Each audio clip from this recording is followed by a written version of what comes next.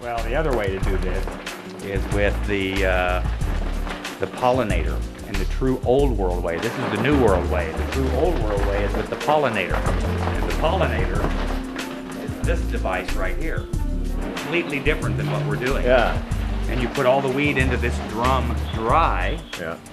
And this turns very slowly.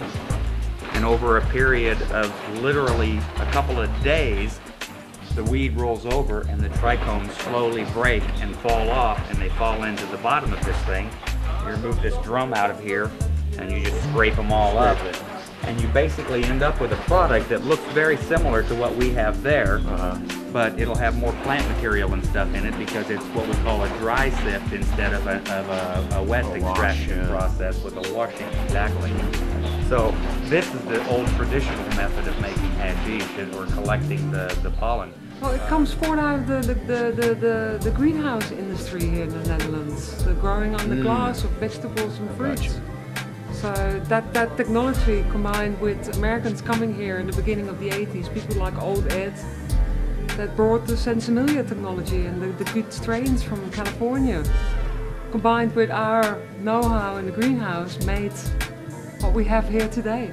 And the same hash can affect two people differently, so it's really up to the user. I prefer the lighter hashes. I really enjoy the blonde hashes, especially the real fresh ones.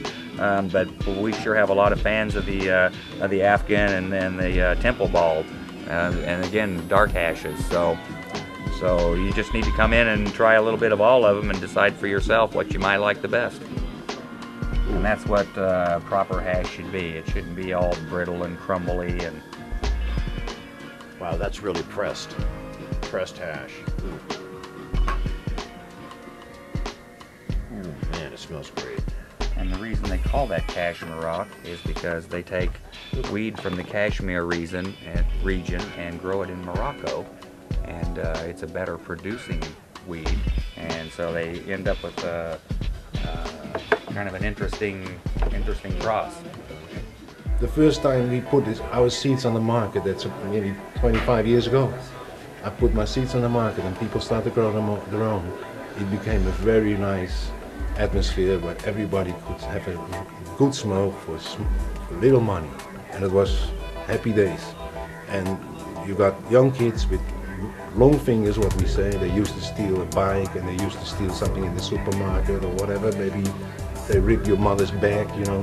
And these guys, we call them with long fingers, we change them into guys with green fingers, because they start to grow and are older and they make some money and they sell to the friends, they sell to the coffee shops. So they kept a lot of money in Holland instead of all this foreign marijuana we smoke from Escobar and Idi Amin in Africa and South America. So now these young people here that have nothing to do or kicked out of school, you know, they became farmers and they make some marijuana, and it was a good time for them and for the society, I think. Like in Holland, we have a lot of pig shit. We got a lot of chicken shit because we produce a lot of cows, chickens, pigs. So we got an overload of that stuff that dumped in the sea, dumped in the water, and that's pollution. Hemp eat that stuff. So we can grow hemp on animal shit, let me put it that way.